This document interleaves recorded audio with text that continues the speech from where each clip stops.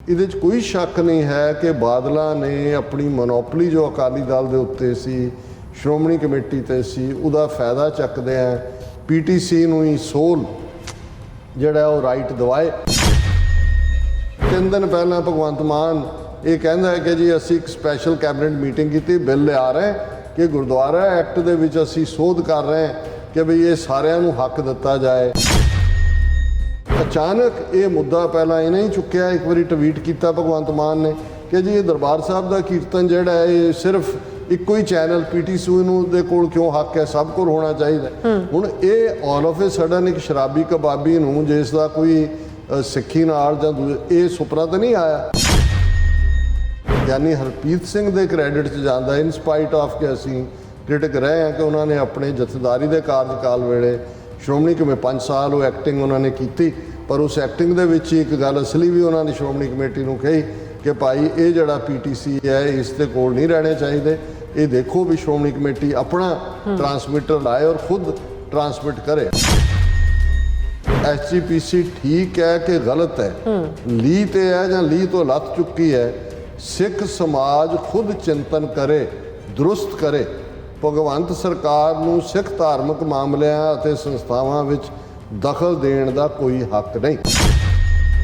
ਭਗਵੰਤ ਮਾਨ ਗੁਰੂ ਘਰ 'ਚ ਮੱਥਾ ਟੇਕੀ ਦਾ ਹੈ, ਮੱਥਾ ਲਾਈ ਦਾ ਨਹੀਂ। ਜਿਸ ਤਰ੍ਹਾਂ ਤੁਸੀਂ ਆਪਣੀਆਂ ਸਿਆਸੀ ਕਿੜਾਂ ਕੱਢਣ ਲਈ ਸਿੱਖਾਂ ਦੇ ਧਾਰਮਿਕ ਮਸਲਿਆਂ ਵਿੱਚ ਦਖਲ ਦੇ ਰਹੇ ਹੋ, ਇਹ ਬੇਹੱਦ ਨਿੰਦਣਯੋਗ ਹੈ। ਉਹਨਾਂ ਨੇ ਕਿਹਾ ਕਿ ਮੈਂ ਆਪ ਦੇ ਗੁਰਦੁਆਰਾ ਐਕਟ ਵਿੱਚ ਸੋਧ ਦੇ ਇਸ ਇਰਾਦੇ ਦਾ ਸਖਤ ਵਿਰੋਧ ਕਰਦਾ।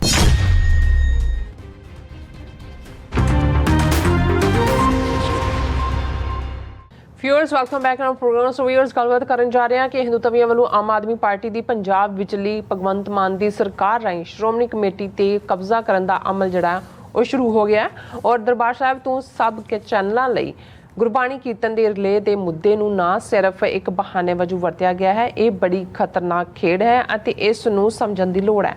ਸੋ ਇਸ ਮੁੱਦੇ ਤੇ ਗੱਲਬਾਤ ਕਰਨ ਤੋਂ ਪਹਿਲਾਂ ਜਿਹੜੇ ਤੁਹਾਡੇ ਮੈਸੇਜ ਨੇ ਲਾਈਵ ਜਿਹੜੇ YouTube ਦੇ ਉੱਪਰ ਆਪਾਂ ਲੈਣ ਚਾਹ ਰਹੇ ਹਾਂ। ਔਰ ਬਲੈਕ ਕੀਆ ਗੇਮਿੰਗ ਕਹਿੰਦੇ ਨੇ ਕਿ ਝੂਲ ਤੇ ਨਿਸ਼ਾਰੇ ਪੰਥ ਮਹਾਰਾਜ ਕੇ ਅਵਤਾਰ ਸਿੰਘ ਜੀ ਫਤਿਹ ਬੁਲਾਉਂਦੇ ਨੇ। ਜ਼ੁਬੇਰ ਜਾਕੂਬੀਆ ਆਏ ਕਹਿੰਦੇ ਮੈਂ ਪਹਿਲਾਂ ਸੌਂ ਗਿਆ ਸੀ, ਦੇਰ ਆਏ ਦਰੁਸਤ ਆਏ।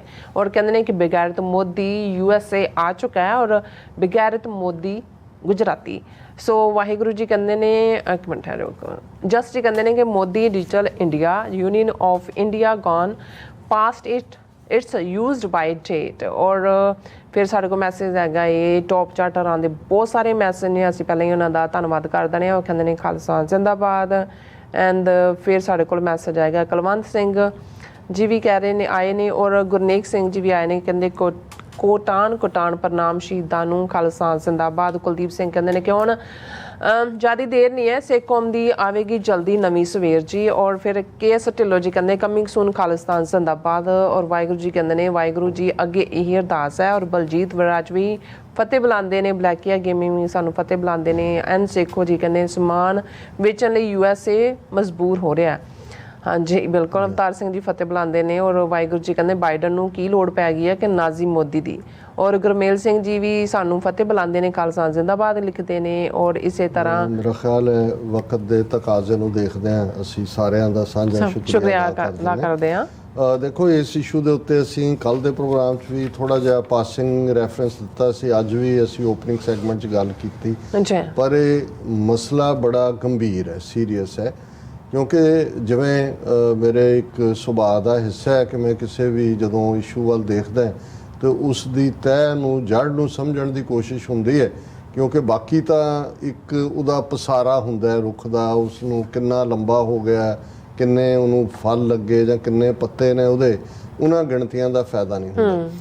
ਤੇ ਇਹ ਜੇ ਤੁਸੀਂ ਦੇਖਣਾ ਹੋਏ ਕਿ ਭਾਈ ਜਦੋਂ ਸਿੱਖਾਂ ਨੂੰ ਅੰਗਰੇਜ਼ਾਂ ਨੇ 1849 'ਚ ਪੰਜਾਬ ਆਪਣੇ ਪੇਟੇ ਪਾਇਆ ਔਰ ਉਹ ਧੋਖੇ ਨਾਲ ਜਿੱਤੀਆਂ ਗਈਆਂ ਜੰਗਾਂ ਟ੍ਰੇਟਰਸ ਦੇ ਰਾਹੀਂ, ਤੇ ਉਹਨਾਂ ਨੇ ਸਭ ਤੋਂ ਪਹਿਲਾਂ ਕੀ ਕੰਮ ਕੀਤਾ, ਉਹਨਾਂ ਨੇ ਆਪਣੇ ਰਾਜ ਦੇ ਪਹਿਲੇ 5-7 ਸਾਲ 'ਚ ਉਹਨਾਂ ਨੇ ਦੇਖਿਆ ਕਿ ਵੀ ਸਿੱਖਾਂ ਦੀ ਜਿਹੜੀ ਤਾਕਤ ਹੈ ਉਹ ਉਹਨਾਂ ਦੇ ਫੇਥ 'ਚੋਂ ਨਿਕਲਦੀ ਹੈ, ਈਮਾਨ 'ਚੋਂ ਨਿਕਲਦੀ ਹੈ। ਉਹ ਗੁਰੂ ਦੇ ਨਾਲ ਸਿੱਖ ਜਿੱਥੇ ਜਾਏਗਾ ਗੁਰਦੁਆਰੇ ਨਾਲ ਜੁੜਿਆ, ਉਹਦੇ ਲਈ ਇਹ ਬਾਈਂਡਿੰਗ ਹੈ ਕਿ ਉਹ ਗੁਰੂ ਗ੍ਰੰਥ ਸਾਹਿਬ ਦੇ ਦੀਦਾਰ ਕਰੇ, ਜਿੱਥੇ ਵੀ ਉਹ ਜਾਂਦਾ ਹੈ ਗੁਰਦੁਆਰਾ ਬਣਾਉਂਦਾ ਹੈ। ਗੁਰਦੁਆਰੇ ਸਿਰਫ ਮਹਿਜ਼ ਇੱਕ ਇਬਾਦਤ ਦੀ ਥਾਂ ਨਹੀਂ ਨੇ। ਸਿੱਖਾਂ ਦੇ ਲਈ ਗੁਰਦੁਆਰੇ ਕਿਲੇ ਵੀ ਨੇ, ਉਹਨਾਂ ਦੇ ਲਈ ਉਹ ਸਕੂਲ ਵੀ ਨੇ, ਉਹਨਾਂ ਦੇ ਲਈ ਉਹ ਦਵਾਖਾਨੇ ਵੀ ਨੇ। ਔਰ ਗੁਰਦੁਆਰੇ ਦੇ ਉੱਤੇ ਝੂਲ ਰਿਹਾ ਨਿਸ਼ਾਨ ਸਾਹਿਬ ਆਮ ਸ਼ਹਿਰੀਆਂ ਨੂੰ ਇਹ ਮੈਸੇਜ ਵੀ ਹੈ ਕਿ ਜੇ ਤੁਸੀਂ ਇਸ ਤੇ ਆ ਜਾਓ ਤੇ ਇੱਥੇ ਤੁਹਾਨੂੰ ਤੁਸੀਂ ਮਹਿਫੂਜ਼ ਹੋਵੋਗੇ, ਖਾਣ ਨੂੰ ਰੋਟੀ ਮਿਲੇਗੀ, ਪਹਿਨਣ ਨੂੰ ਕੱਪੜਾ। ਔਰ ਜੇ ਕੋਈ ਅਬਲਾ ਜਾਂ ਕਿਸੇ ਦੇ ਉੱਤੇ ਕੋਈ ਹੈ ਤੇ ਜੇ ਇਸ ਹਦੂਦ 'ਚ ਆ ਗਿਆ ਤੇ ਉਸ ਤੇ ਰੱਖਿਆ ਕਿ ਇੱਥੇ ਬੈਠੇ ਹੋਏ ਨੇ ਉਹ ਆਪਣੀ ਜਾਨ ਤੇ ਖੇਡ ਕੇ ਵੀ ਜਿਹੜਾ ਹੈ ਉਹ ਦੂਸਰਿਆਂ ਦੀ ਪੱਤ ਦੇ ਰੱਖੇ ਨੇ। ਹੁਣ ਇਹ ਜਿਹੜਾ ਗੁਰਦੁਆਰਿਆਂ ਦਾ ਇਸ ਲੈਵਲ ਦਾ ਜ਼ਾਹਰ ਹੈ, ਨਿਸ਼ਾਨ ਆਜ਼ਾਦੀ ਦਾ ਚਿੰਨ੍ਹ ਹੈ, ਝੂਲ ਤੇ ਨਿਸ਼ਾਨ ਰਹੇ। ਪੰਥ ਮਾ ਸੋਵਰਨ ਖਾਲਸਾ, ਰਾਜ ਕਰੇਗਾ ਖਾਲਸਾ, ਸਾਡਾ 2 ਵੇਲੇ ਦਾ ਦਿਓਰਾ ਜਿਹੜਾ ਸਾਨੂੰ ਇਹ ਯਾਦ ਦਹਾਨੀ ਕਰਵਾਉਂਦਾ ਹੈ ਕਿ ਅਸੀਂ ਸੋਵਰਨ। ਸੋ ਉਹਨਾਂ ਨੇ 50ਵਿਆਂ ਦੇ ਵਿੱਚ ਹੀ ਕਾਨੂੰਨੀ ਤੌਰ ਦੇ ਉੱਤੇ ਜਿਹੜੇ ਮਹੰਤ, ਕਿਉਂਕਿ ਜਦੋਂ ਸਿੱਖ ਮਿਸਲਾਂ ਦੇ ਵੇਲੇ ਜਾਂ ਉਸ ਸਾਡੇ ਜਿਹੜਾ ਦੌਰ 18ਵੀਂ ਸਦੀ 'ਚ ਸਟਰਗਲ ਦਾ ਸੀ, ਸਿੱਖ ਤਾਂ ਜੰਗਲਾਂ ਦੇ ਵਿੱਚ ਸੀ ਜਾਂ ਦੂਜੇ, ਤੇ ਜਿਹੜਾ ਗੁਰਦੁਆਰਿਆਂ 'ਚ ਦੀਵਾ ਜਗਾਉਣਾ ਜਾਂ ਮਾੜਾ ਮੋਟਾ ਪਾਠ ਕਰਕੇ ਮਿਕਸ ਜਿਹਾ ਮੈਸੇਜ ਦੇਈ ਜਾਣਾ ਜਿਹਨੂੰ ਹਕੂਮਤ ਖਤਰਾ ਨਾ ਸਮਝੇ, ਉਹ ਅੱਡ-ਅੱਡ ਜਿਹੜੇ ਡੇਰੇ ਸੀ ਉਹੀ ਕਰਦੇ ਸੀ। ਉਦਾਸੀ ਹੋਣ, ਨਿਰਮਲੇ ਹੋਣ, ਸੇਵਾ ਪੰਥੀ ਹੋਣ, ਕੋਈ ਹੋਰ ਅਵਧੂਤ ਹੋਣ, ਉਸ ਕਿਸਮ ਦੇ। ਸੋ ਮਿਸਲਾਂ ਦੇ ਰਾਜ ਵੇਲੇ ਵੀ ਔਰ ਰਣਜੀਤ ਸਿੰਘ ਦੇ ਰਾਜ ਵੇਲੇ ਵੀ ਜਿਹੜਾ ਉਹਨਾਂ ਤੋਂ ਗੁਰਦੁਆਰੇ ਕੋਈ, ਕਿਉਂਕਿ ਸੇਵਾ ਭਾਵਨਾ ਨਾਲ ਜੁੜੇ ਹੋਏ ਲੋਕ ਸੀ। ਔਰ ਇਹ ਸੀ ਕਿ ਰਾਦਰ ਸਿੱਖ ਰਾਜ ਦੇ ਵੇਲੇ ਗੁਰਦੁਆਰਿਆਂ ਨੂੰ ਜ਼ਮੀਨਾਂ ਵੀ ਇੰਨੀਆਂ ਕੁ ਮਿਲ ਗਈਆਂ ਕਿ ਭਾਈ ਉਹਨਾਂ ਦਾ। ਔਰ ਉਦੋਂ ਤੱਕ ਜਦੋਂ ਸਿੱਖ ਰਾਜ ਦਾ ਪਤਨ ਹੁੰਦਾ ਔਰ ਅੰਗਰੇਜ਼ਾਂ ਦਾ ਦੌਰ ਸ਼ੁਰੂ ਹੁੰਦਾ ਹੈ, ਕਾਫੀ ਜ਼ਿਆਦਾ ਇਖਲਾਕੀ ਗਿਰਾਵਟ ਔਰ ਕਮਜ਼ੋਰੀਆਂ। ਔਰ ਅੰਗਰੇਜ਼ਾਂ ਨੇ ਜਦੋਂ ਗੁਰਦੁਆਰਿਆਂ ਨੂੰ ਐਕਟ ਦੇ ਤਹਿਤ ਉਹਨਾਂ ਦੀ ਨਿੱਜੀ ਜਾਇਦਾਦ ਬਣਾ ਦਿੱਤਾ ਹੈ ਤੇ ਜ਼ਾਹਰ ਹੈ ਵੀ ਠੀਕ ਹੈ, ਮੱਥਾ ਟੇਕਣ ਵਾਲੇ ਆ ਹੀ ਗਏ, ਸਹਿਜ ਪਾਠ ਵੀ ਹੋਏ ਹੋਣਗੇ, ਪਾਠ ਵੀ ਹੋਈ ਗਏ, ਲੇਕਿਨ ਕਿਸ ਹੱਦ ਤੱਕ ਉਹਨਾਂ ਨੇ ਗੁਰਦੁਆਰਿਆਂ 'ਚੋਂ ਉਸ ਆਵਾਜ਼ ਨੂੰ ਬੰਦ ਕਰ ਦਿੱਤਾ ਜਿਹਦੇ ਰਾਹੀਂ ਆਜ਼ਾਦੀ ਦਾ ਅਹਿਸਾਸ ਹੋ ਸਕਦਾ ਸੀ। ਉਹ ਜੇ ਅਸੀਂ ਅੰਦਾਜ਼ਾ ਲਾਈਏ ਤਾਂ ਕਿ 1849 ਤੋਂ 1920 ਤੱਕ ਕਿ ਉਹ ਕਿਸ ਲੈਵਲ ਤੱਕ 70 ਸਾਲਾਂ 'ਚ ਗੁਰਦੁਆਰਿਆਂ ਦਾ ਕੰਟਰੋਲ ਕੱਲਾ ਮਹੰਤ ਨਰੈਣੂ ਦਾ ਇਖਲਾਕ ਜਾਂ ਦੂਜਾ ਨਹੀਂ ਸੀ।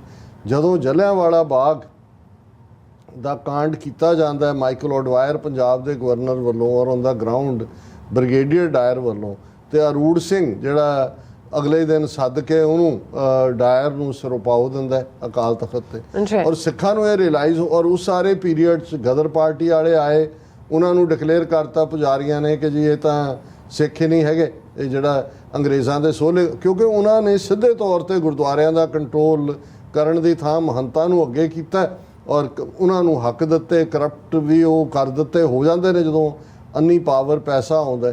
ਸੋ ਅਸੀਂ ਦੇਖਦੇ ਹਾਂ ਕਿ ਫਿਰ ਇੱਕ ਗੋਲਡਨ ਹਿਸਟਰੀ ਦਾ ਪੀਰੀਅਡ 1920 ਤੋਂ 1925 ਤੱਕ ਹੈ ਜਿਹਨੂੰ ਅਸੀਂ ਗੁਰਦੁਆਰਾ ਸੁਧਾਰ ਲਹਿਰ ਕਹਿੰਦੇ ਹਾਂ, ਜਿਹਦੇ 'ਚ ਸਾਕਾ ਨਨਕਾਣਾ ਸਾਹਿਬ, ਚਾਬੀਆਂ ਦਾ ਮੋਰਚਾ, ਗੁਰੂ ਕੇ ਬਾਗ ਦਾ ਮੋਰਚਾ, ਔਰ ਇਹ ਸਾਰਿਆਂ ਤੋਂ ਬਾਅਦ 1925 ਦੇ ਵਿੱਚ ਗੁਰਦੁਆਰਾ ਐਕਟ ਬਣਾਇਆ ਜਾਂਦਾ। ਹਾਲਾਂਕਿ ਸਾਡੀ ਉਹਦੇ ਤੇ ਵੱਖਰੀ ਟੇਕ ਹੈ ਕਿ ਭਾਈ ਜੇ ਉਸ ਪੀਰੀਅਡ ਦੀ ਲੀਡਰਸ਼ਿਪ ਅਕਾਲੀ ਥੱਕ ਨਾ ਚੁੱਕੀ ਹੁੰਦੀ ਜਾਂ ਖਾਮਖਾ ਨਹਿਰੂ ਔਰ ਗਾਂਧੀ ਦੇ ਝਾਂਸੇ 'ਚ ਫਸ ਕੇ ਧਾਰਮਿਕ ਲਹਿਰ ਨੂੰ ਕਾਂਗਰਸੀ ਲਹਿਰ ਦੇ ਵਿੱਚ ਕਨਵਰਟ ਕਰਕੇ ਨਾ ਤੁਰੀ ਹੁੰਦੀ ਤੇ ਫਿਰ ਇਹ ਗੁਰਦੁਆਰਾ ਐਕਟ ਜਿਹਦੇ ਥੱਲੇ ਸਰਕਾਰ ਨੇ ਆਪਣੇ ਕੋਲ ਹਕੂਕ ਰੱਖੇ ਇਹ ਨਹੀਂ ਸੀ ਹੋਣੇ। ਇਹ ਇੱਕ ਵੱਖਰਾ ਚੈਪਟਰ ਹੈ, ਪਰ ਇਹਦੇ 'ਚ ਕੋਈ ਸ਼ੱਕ ਨਹੀਂ ਹੈ ਕਿ ਗੁਰਦੁਆਰਾ ਐਕਟ ਦੇ ਨਾਲ ਉਹਨਾਂ ਕਰਪਟ ਮਹੰਤਾਂ ਤੋਂ ਗੁਰਦੁਆਰੇ ਨਿਕਲ ਕੇ ਸਿੱਖ ਪੰਥ ਦੇ ਕੋਲ ਆਏ। ਭਾਵੇਂ ਚੋਣ ਦਾ ਸਿਸਟਮ ਫਲਾਡ 4 ਸਾਲ ਬਾਅਦ ਚੋਣਾਂ ਕਰਾਉਣ ਦੀ ਗੱਲ ਮੰਨ ਲਈ ਗਈ,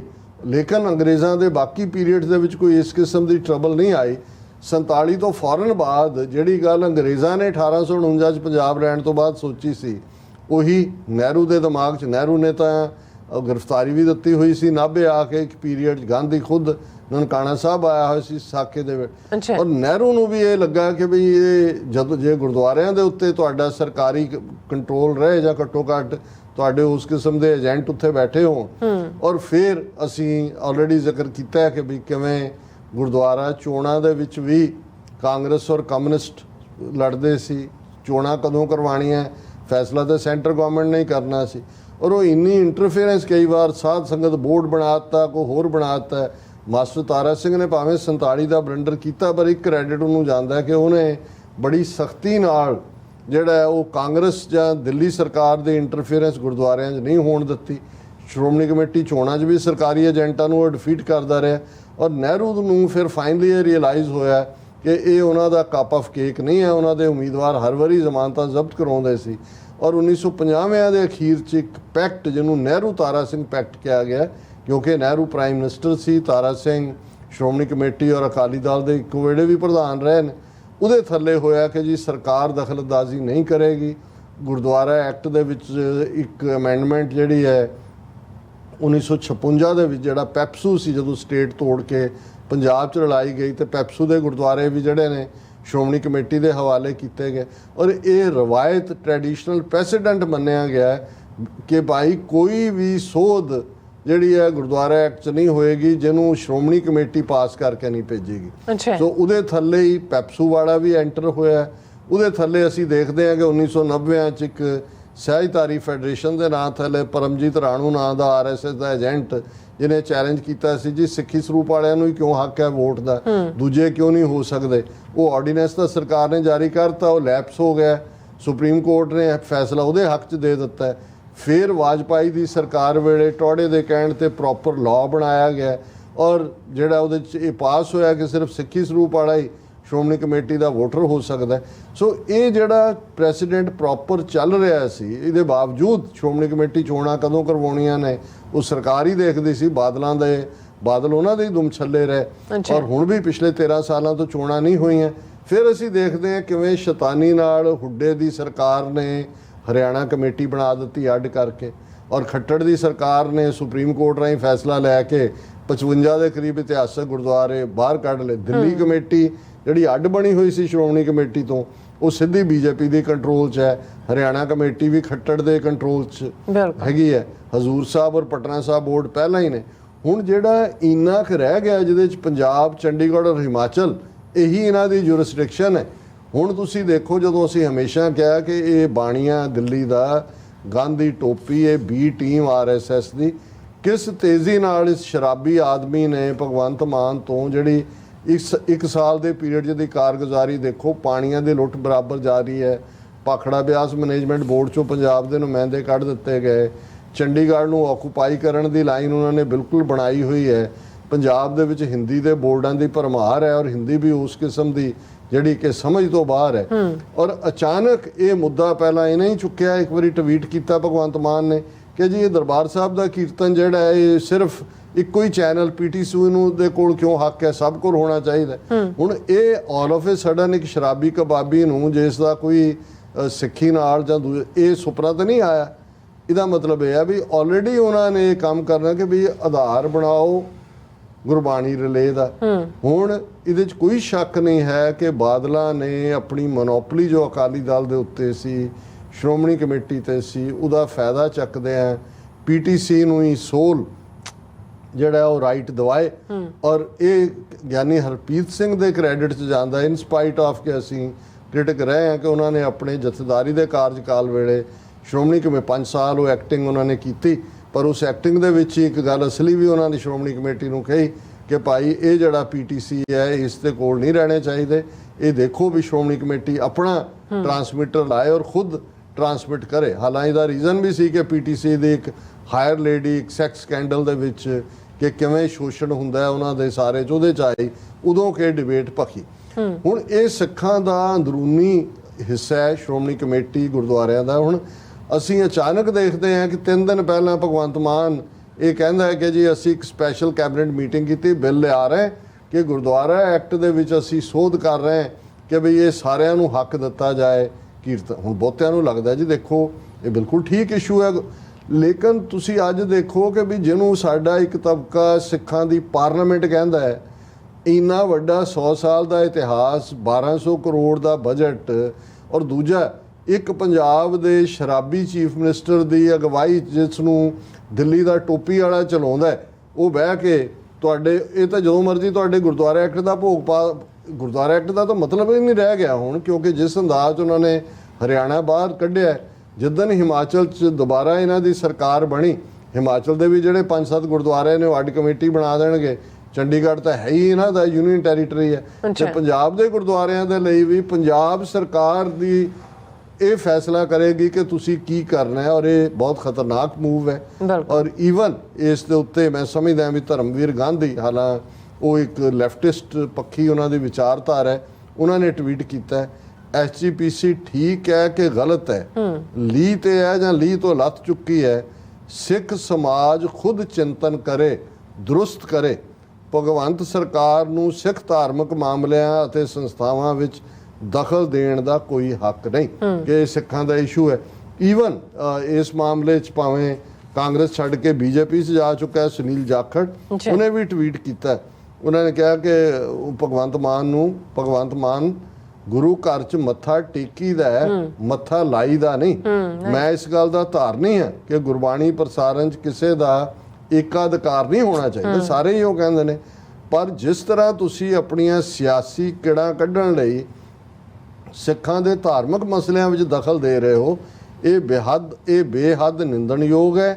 ਉਹਨਾਂ ਨੇ ਕਿਹਾ ਕਿ ਮੈਂ ਆਪ ਦੇ ਗੁਰਦੁਆਰਾ ਐਕਟ ਵਿੱਚ ਸੋਧ ਦੇ ਇਸ ਇਰਾਦੇ ਨੂੰ ਦਾ ਸਖਤ ਵਿਰੋਧ ਕਰਦਾ। ਹੁਣ ਇਹ ਦੋਨੋਂ ਹੀ ਹਿੰਦੂ ਸੱਜਣ ਨੇ, ਸੁਨੀਲ ਜਾਖੜ ਵੀ ਔਰ ਧਰਮਵੀਰ ਗਾਂਧੀ ਵੀ, ਉਹਨਾਂ ਨੂੰ ਇਸ ਗੱਲ ਦੀ ਸਮਝ ਹੈ ਕਿ ਵੀ ਇਹ ਤਾਂ ਬਹੁਤ ਜਿਹੜੀ ਗੱਲ ਕੁਝ ਚੀਜ਼ਾਂ BJP ਸਿੱਧੇ ਤੌਰ ਤੇ ਕਰ ਰਹੀ ਹੈ, ਕੁਝ ਜਿਹੜੀ ਉਹਨਾਂ ਨੇ ਇਹ ਆਪਣੀ B ਟੀਮ ਤੋਂ ਕਰਵਾਈ ਹੈ। ਹਾਲਾਂ ਨਾ ਸਾਡੀ ਬਾਦਲਾਂ ਦੇ ਨਾਲ ਨਾ ਕਿਸੇ ਨਾਲ ਪਰ ਸਾਨੂੰ ਇਹ ਲੱਗਦਾ ਵੀ ਸਿੱਖ ਕੌਮ ਇਹ ਸਮਝੇ ਕਿ ਇੱਕ ਪਾਸੇ, ਔਰ ਇਹਦੀ ਤੁਸੀਂ ਟਾਈਮਿੰਗ ਦੇਖੋ ਕਿ ਜਦੋਂ ਇੱਧਰ ਅਵਤਾਰ ਸਿੰਘ ਖੰਡੇ ਨੂੰ ਮਾਰਿਆ ਜਾਂਦਾ ਹੈ UK 'ਚ, ਇੱਧਰ ਹਰਦੀਪ ਸਿੰਘ ਨਿੱਜਰ ਦਾ ਮਰਡਰ ਹੋ ਰਿਹਾ ਹੈ, ਸਾਰੀ ਇਸ ਟੈਂਸ਼ਨ ਡਿਬੇਟ ਇੱਧਰ ਲੱਗੀ ਹੈ। ਉਹ ਚੁੱਪ ਕਰਕੇ ਉਹਨੇ ਅੱਜ ਕੈਬਨਿਟ ਮੀਟਿੰਗ ਕੀਤੀ, ਅਗਲੇ ਦਿਨ ਲਿਆ ਕੇ ਆ ਗਿਆ ਜੀ Punjab assembly passes Sikh Gurdwara amendment bill 2023 to ensure free telecast of Gurbani from Golden Temple. ਔਰ ਜਿਹੜੇ ਲੈਫਟਿਸਟ ਕਿਸਮ ਦੇ ਪੱਤਰਕਾਰ ਨੇ ਉਹ ਲੱਗੇ ਹੋਏ ਨੇ ਉਹਦੀ ਸਿਫਤ ਕਰਨ, ਦੇਖੋ ਜੀ ਉਹਨੇ ਸਾਰਿਆਂ ਲਈ ਗੁਰਬਾਣੀ ਹੋਣੀ ਚਾਹੀਦੀ ਹੈ, ਦੇਖੋ ਜੀ ਉਹਨੇ ਤਾਂ ਇਹ ਕਰਤਾ। ਸੋ ਇਹ ਹੈ ਕਿ ਅਲਟੀਮੇਟਲੀ ਤੁਹਾਡੀ 100 ਸਾਲ ਪਹਿਲਾਂ ਦੀ ਜਿਹੜੀ ਮਾੜੀ ਮੋਟੀ ਪ੍ਰਾਪਤੀ, ਘੱਟੋ ਘੱਟ ਸਿੱਧਾ ਸਰਕਾਰੀ ਦਖਲ ਜਿਹੜਾ ਹੈ ਉਹ ਨਹੀਂ, ਸਿੱਧਾ ਬਾਦਲਾਂ ਰਾਹੀਂ ਸੀ, ਉਹਨਾਂ ਨੇ ਤੋੜ ਤਾਂ ਦਿੱਤਾ, ਲੱਤਾਂ ਮਾਂ ਸ਼੍ਰੋਮਣੀ ਕਮੇਟੀ ਦੀਆਂ ਤੋੜ ਦਿੱਤੀਆਂ, ਪਰ ਅੱਜ ਇਸ ਲੈਵਲ ਤੇ ਜਾ ਕੇ ਖੜੇ ਹੋ ਗਏ। ਜੀ ਡਾਕਟਰ ਸਾਹਿਬ ਤੁਹਾਡਾ ਬਹੁਤ ਬਹੁਤ ਧੰਨਵਾਦ। ਸੋ ਥਲੇ ਬ੍ਰੇਕ ਵਿਊਅਰਸ, ਤੁਸੀਂ ਕਿਤੇ ਨਹੀਂ ਜਾਣਾ, ਮਿਲਦੇ ਹਾਂ ਆਫਟਰ ਦਿਸ ਸ਼ਾਰਟ ਬ੍ਰੇਕ।